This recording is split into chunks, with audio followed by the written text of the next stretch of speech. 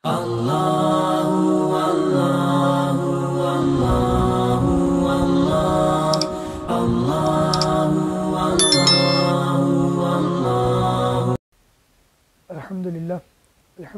وحدہ والصلاة والسلام علی من لا نبی بعدہ لا نبی بعدہ ولا رسول بعدہ وهو خاتم النبیین صلی اللہ علیہ وسلم۔ میرے چینل حمزہ چوکسی پر آپ سب کا ایک اور بار خوش آمدید۔ پچھلے سیشن میں ہمارے ویڈیو جو تفسیر قرآن پاک کی چل رہی تھی، اس میں ہیپوکریٹس مطلب کہ جو منافقین تھے، ان کے جو پرابلمس تھے، جو ان کی مسائل، جو ان کے مرض، جو ان کا عذاب تھا،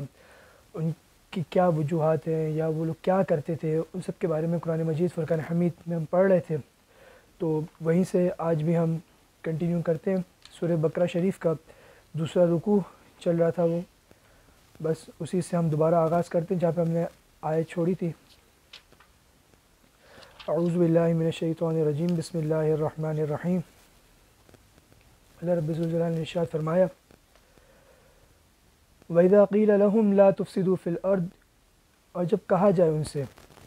کہ تم زمین میں فساد نہ کرو، قالوا، تو وہ کہتے انما نحن مصلحون، ہم تو اصلاح کرنے والے ہیں۔ مراد یہ ہے کہ جب وہ لوگ فساد کرتے کہ یعنی جب وہ لوگ تعظیم مصطفیٰ سے روکتے اور وہ بیس بناتے توحید کو اور انہیں اس سے منع کرتے کہ بھائی تم ایسا نہیں کرو، تو وہ کہتے ہیں کہ ہم تو صحیح بات بول رہے ہیں، ہم تو تمہیں توحید کی طرف بلا رہے ہیں، ہم تو تمہیں توحید کا درس دے رہے ہیں۔ جیسا کہ ہمیں معاشرے میں بھی یہ مثال مل جاتی ہے کہ تعظیم مصطفیٰ سے روکنے کے لیے توحید کو بیس بنا جاتا ہے۔ توحید کے بیس اس کے پرنسپلز کی آڑ میں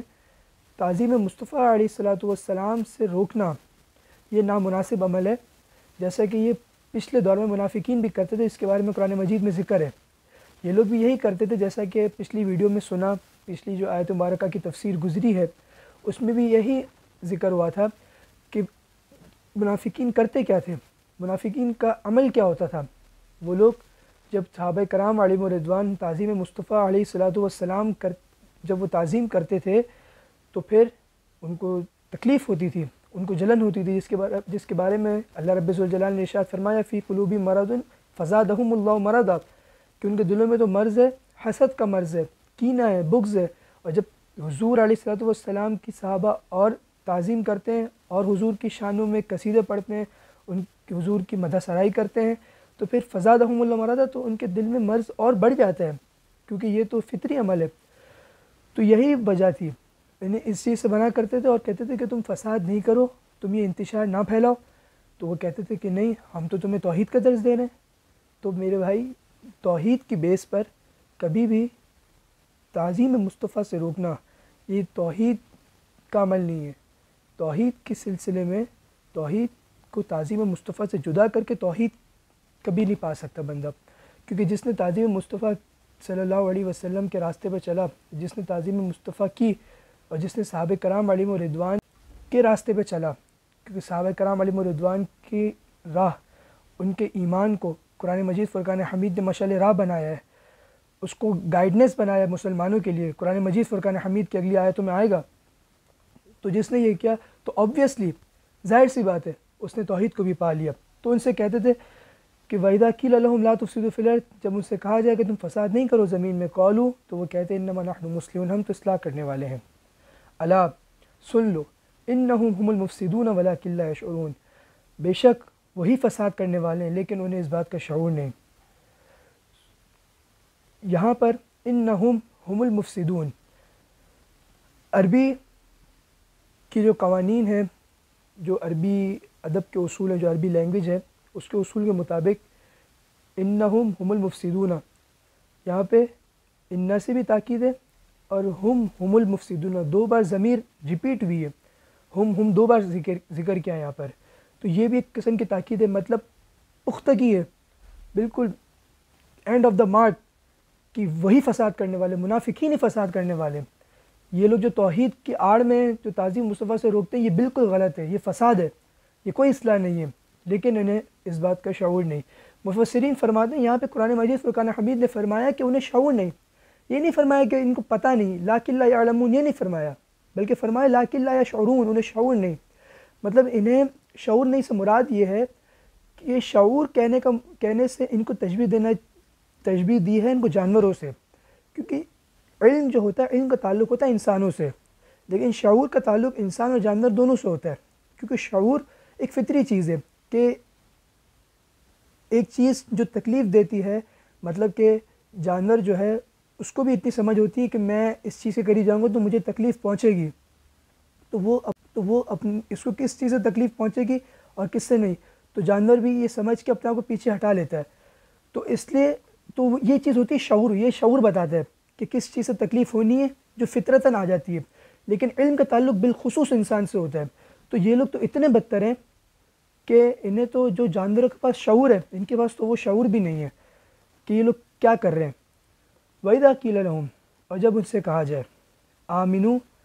تم ایمان لاؤ، کما آمن الناس جیسا کہ لوگ ایمان لائے،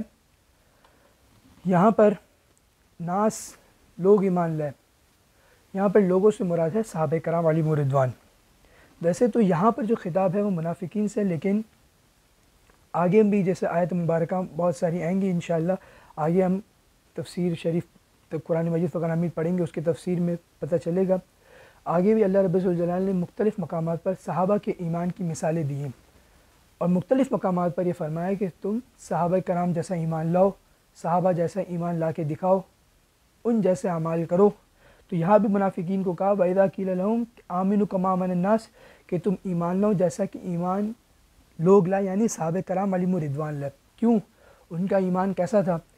کہ انہوں نے بے تحاشا حضور سے محبت کی ہے، نہ انہوں نے مال دیکھا نہ جان دیکھا، انہوں نے ہر چیز حضور کے نام پہ لٹا دی۔ یہ وہ محبت تھی، یہ بالکل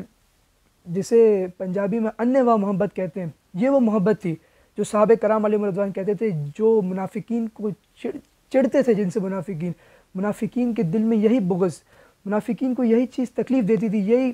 ان کے لیے حسد کا باعث تھا، یہ ان کو پسند نہیں آ رہی تھی، اسی کے چکر میں یہ توحید کو بیچ میں لے آ کے اور اسی توحید کو بیس بنا کے اس چیز سے دور کرتے تھے۔ تو اللہ رب الجلال نے فرمایا کہ تم صحابہ جیسا ایمان لاؤ، تم صحابہ سے جو تمہیں ایمان سے چڑھے وہی اصل ایمان ہے، تم بھی ان جیسا ایمان لاؤ۔ قالو تو وہ آگے سے کہتے وہ لوگ انؤمن کما آمن السفہاء،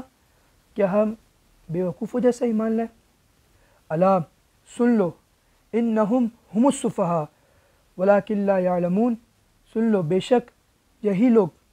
بے وقوف ہیں لیکن انہیں اس بات کا پتہ نہیں۔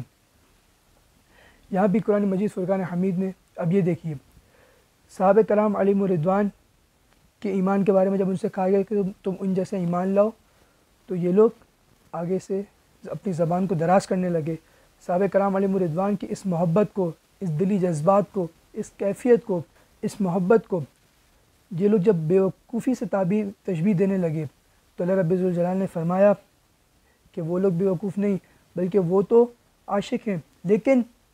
تم لوگ یعنی منافقین ہی بے وقوف، اور یہاں بھی تاکیداً ذکر کیا ہے کہ منافقین ہی بے وقوف ہیں لیکن وہ لوگ یہ نہیں جانتے۔ وَإِذَا لَقُوا الَّذِينَ آمَنُوا قَالُوا آمَنَّا، اور جب منافقین ملتے ایمان والوں سے تو وہ کہتے کہ ہم ایمان لائے۔ وَإِذَا خَلَوْا إِلَىٰ شَيَاطِينِهِمْ، اور جب وہ اپنے شیطانوں یعنی کافر سرداروں کی طرف اکیلے ہوتے قَالُوا إِنَّا مَعَكُمْ، تو وہ کہتے ہیں بے شک ہم تمہارے ساتھ ہیں، إِنَّمَا نَحْنُ مُسْتَهْزِئُونَ، ہم تو ان کے ساتھ ہنسی مذاق کرتے ہیں۔ اس آیت مبارکہ کا شان نزول تفسیر خازن میں صفحہ نمبر 156 پر ہے کہ جب سیدنا ابو بکر صدیق، سیدنا عمر فاروق اور مولا علی رضی اللہ تعالی عنہم تشریف لے جا رہے تھے تو یہ عبداللہ بن ابی سید المنافقین، منافقین کا سردار، وہ مجلس لگا کر اپنے ساتھیوں کے ساتھ ایک گروپ میں بیٹھا ہوا تھا اور اپنے ساتھیوں سے وہ کہنے لگا کہ دیکھو میں ابھی ان کے ساتھ مذاق کرتا ہوں، اور جب یہ اصحاب تینوں تشریف لائے تو یہ ان سے کھڑا ہو گیا اور کہنے لگا، ان کی تعریف کرنے لگا اور کہنے لگا مرحبا بالصدیق سید بنی تمیم شیخ الاسلام وثانی رسول اللہ صلی اللہ علیہ وسلم فی الغار الباذل نفسہ ومالہ لرسول اللہ صلی اللہ علیہ وسلم، کہ خوش آمدید اے صدیق، اے بنو تمیم کے سردار خوش آمدید، اور آپ شیخ الاسلام ہیں، آپ حضور کے ساتھ غار میں تھے اور آپ حضور پر جان و مال خرچ کرتے ہیں۔ پھر اسی طرح فاروق اعظم کی بارگاہ میں مدح سرائی کرنے لگا، کہنے لگا مرحبا بسید بنی عدی بن کعب فاروق قوی فی دین اللہ الباذل نفسہ ومالہ لرسول اللہ صلی اللہ علیہ وسلم،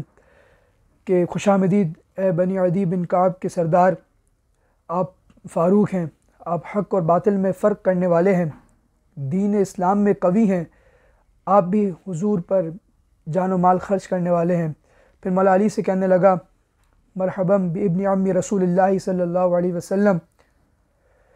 کہ خوش آمدید اے حضور کے چچا زاد بھائی۔ تو اس طرح تینوں کی یہ تعریف کرنے لگا،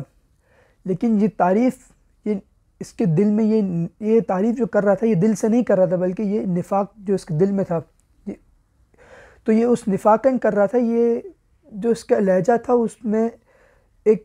تنزیہ طور پر تھا، جس کو تینوں صحابہ نے پہچان لیا، لیکن سیدنا عمر فاروق اور سیدنا ابو بکر صدیق نے جانچ کر بھی خاموش رہے، لیکن مولا علی جلال میں آ گئے اور انہوں نے فرمایا اتق اللہ یا عبداللہ ولا تنافق، کہ اے عبداللہ تو اللہ سے ڈر اور نفاق نہ کر، فإن المنافق اشر من خلق اللہ، او کما قال علی رضی اللہ تعالیٰ عنہ، کہ بے شک جو منافقین ہوتے ہیں وہ اللہ کی مخلوق میں سب سے بدتر ہوتے ہیں۔ تو وہ نبی کہنے لگا مالن یا ابوالحسن، اے علی آپ نے جذبات کو کم کیجئے، وَهَذَا لَا أَقُولُ نِفَاقًا، میں نے یہ نفاق کے طور پر نہیں کہا، فَإِنَّ إِيمَانَنَا كَإِيمَانِكُمْ وَتَصْدِيقَنَا كَتَصْدِيقِكُمْ، بے شک ہمارا ایمان تمہارے ایمان جیسا ہے اور ہماری تصدیق تمہاری تصدیق جیسی ہے۔ لیکن قرآن مجید فرقان حمید نے کہا وَإِذَا لَقُوا الَّذِينَ آمَنُوا قَالُوا آمَنَّا، جب ایمان والوں سے یہ لوگ ملتے ہیں تو کہتے ہیں کہ ہم ایمان لیں، وَإِذَا خَلَوْا إِلَىٰ شَيَاطِينِهِمْ، اور جب وہ اپنے سرداروں کی طرف جاتے ہیں، یعنی اپنے جو ان کے منافقین کے جو آپ سردار ہوتے ہیں کافر بڑے بڑے، تو وہ کہتے ہیں اِنَّا مَعَكُمْ، ہم تو تمہارے ساتھ ہیں، اِنَّمَا نَحْنُ مُسْتَهْزِئُونَ، ہم تو مسلمانوں کے ساتھ مذاق کرتے ہیں۔ کیونکہ عبداللہ بن ابی نے ان تینوں کے ساتھ جب مدح سرائی کری اور جب یہ تینوں چلے گئے، پھر واپس اپنی مجلس میں آیا اور ان کے ساتھ بیٹھ کے ہنسی مذاق کرنے لگا اور کہنے لگا کہ میں نے ان کے ساتھ مستی مذاق کی، ٹھٹا کرنے لگا۔ تو اس کو اللہ رب ذوالجلال نے قرآن مجید فرقان حمید کی آیتوں میں اس طرح ذکر کیا اور یہ آیت مبارکہ کا نزول ہوا۔ اللہ رب ذوالجلال نے آگے ارشاد فرمایا اللہ یستہزئ بہم، اللہ رب ذوالجلال انہیں ان کی مذاق کی سزا دے گا، وَيَمُدُّهُمْ فِي طُغْيَانِهِمْ يَعْمَهُونَ، اور فی الحال انہیں ڈھیل دیتا ہے تاکہ وہ اپنی سرکشی میں بھٹکتے رہیں۔ یعنی دینی رہنماؤں کے ساتھ مذاق کرنا، استہزاء کرنا، اس پر بھی اللہ رب ذوالجلال کی جانب سے پکڑ ہے، سخت پکڑ ہے، اور اس پر اللہ رب ذوالجلال نے جس طرح منافقین کو پکڑا ہے اور اسی پر اللہ رب ذوالجلال نے فرمایا فی الحال انہیں ڈھیل دی ہوئی ہے۔ تو اسی طرح جو بھی دینی رہنما پیشوا ہو، مذاق کرنا، تمسخر کرنا، تو اس پر بھی پکڑ ہے، اس پر بھی عتاب ہے۔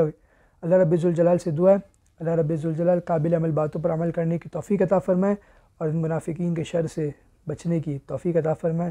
آمین، وآخر دعوایا ان الحمد للہ رب العالمین۔